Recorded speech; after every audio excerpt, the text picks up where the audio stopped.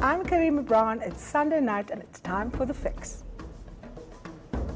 First up, the man of the hour, Economic Development Minister Ibrahim Patel, reflects on the investment conference and the potential of unlocking inclusive growth in an economy that's in recession and a possible credit rating cut by rating agencies.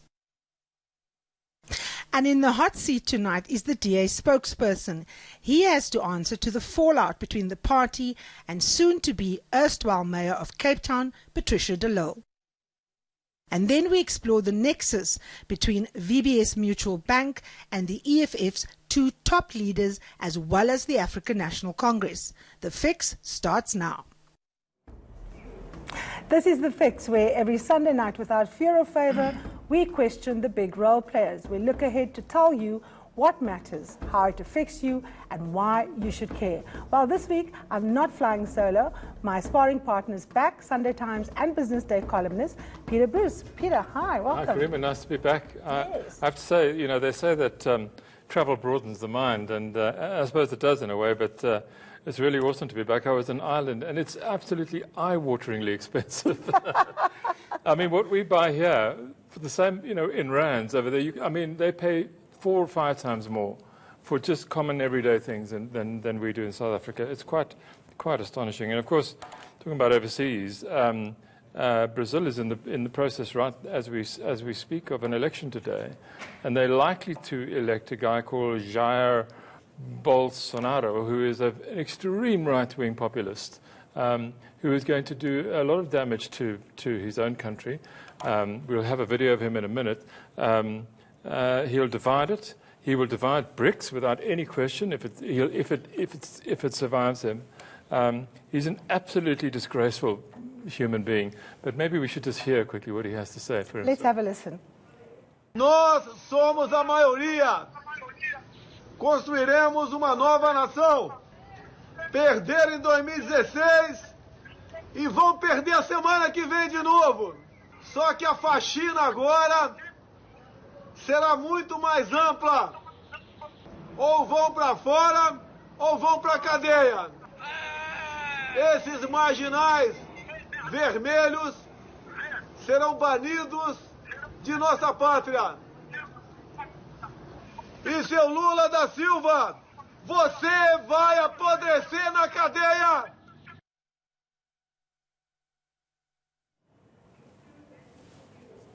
Well, there you go. So, I mean, we are very lucky to have the government that we have. I mean, complain about it as we might. Yeah. That is just shocking. You know, he once told a lawmaker, a politician he opposed, that she wasn't worth raping. He's very anti-black. So how he's going to get along? Outright racist. Yeah, no, absolutely. You know, and after visiting one black community, he turns to a TV reporter and says, "They do nothing. They're so useless. I doubt they can procreate." I don't know how BRICS is going to survive this. This is the second right-wing leader. Yeah. I mean, Modi in India is no better.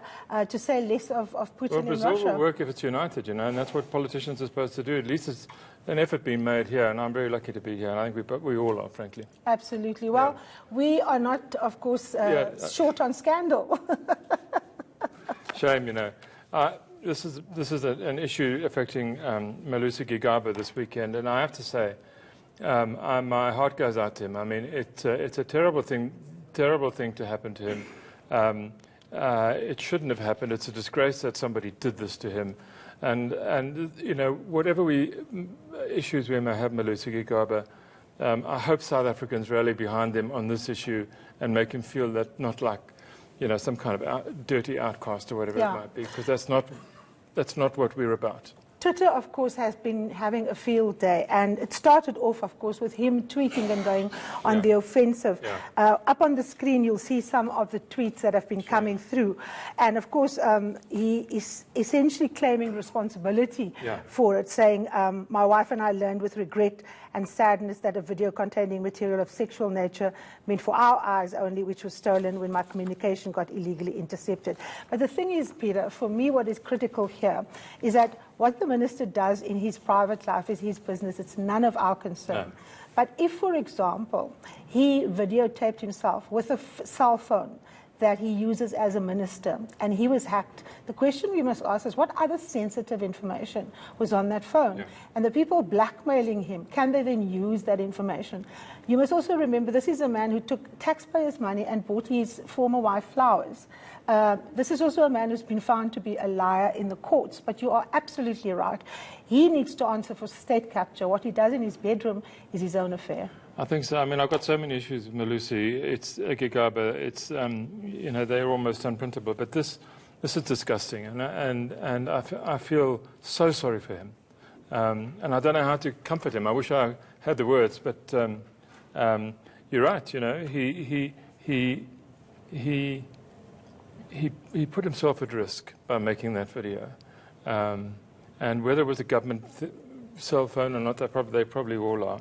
And I know he bought the flowers, and it's all wrong. But I would hate for Cyril Ramaphosa to fire him because of this video. Fire him because he'd done a bad job. Yes. And I think that is the critical issue, Peter.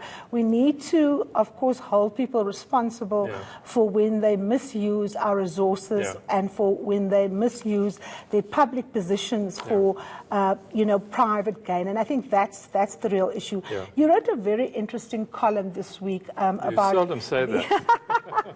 The combo between Tito and Cyril Ramaphosa. Yeah. I also read Hillary, by the way. It's almost the same column. Exactly. Yeah. And you're essentially saying that the two of them can make quite a dynamic team because Tito, in some senses, is not beholden. He can kind of say the things that Cyril Ramaphosa, perhaps with the kind of politics in the African National Congress and the alliance that he faced, can't say.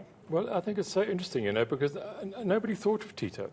When apparently he was the president's third choice. Apparently, well, we don't know, but anyway, it's going to turn out to be quite inspired, potentially.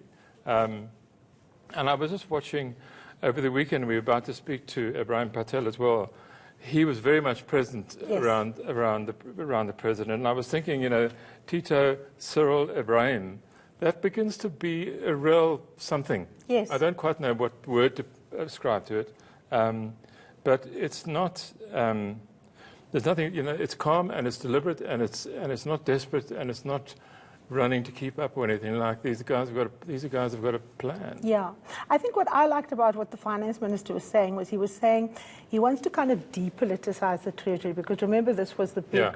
Gain for state capture. But then in the same breath, he realizes the contradiction of what he says, and he says, it's deeply political, but I'm going to try anyway. And I think that is probably going to be the role that he's going to be playing. He's going to be the guy who's going to say some of the unpopular things. And of course, this is going to the only unpopular thing you can say no, when people want money. Yes. Well, he's already said that the public service should be cut. He doesn't know how. That's not for him to decide. But he's not going to spend money that he doesn't have. And interestingly enough, he made no more money available for the wage increase. Departments can look after themselves if they want to. There's a risk to that because if they end up paying a workforce they don't need, they won't be able to deliver on some of the projects that they're supposed to be. But I think it's suddenly there's good news around, and I think it's quite inspiring. Yeah, the other thing that was quite interesting for me was the fact that he was quite practical when he explained the fact that 113 or 131 municipalities actually allocated budgets for things they didn't have money for. Yeah. And that, of course, is a huge, huge worry. And, of course, that is also going to be something that we will have to tease out with a lot of ministers. We will speak later about the complicity between VBS and municipalities and the role of some key players involved there.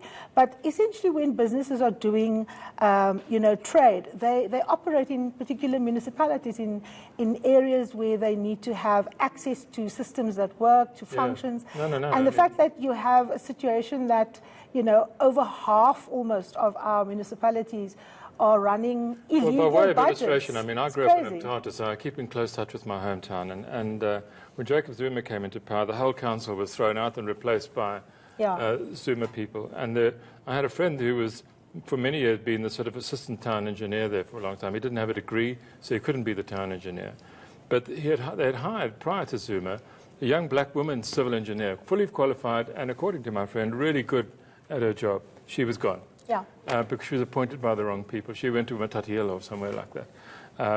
And the town, you know, basically the infrastructure of the town is now garbage. Yeah. I mean, what you're walking on is just kind of solidified rubbish that never got picked up. Absolutely. Well, do join us after the break as we reflect on the investment conference with Economic Development Minister Ebrahim Patel.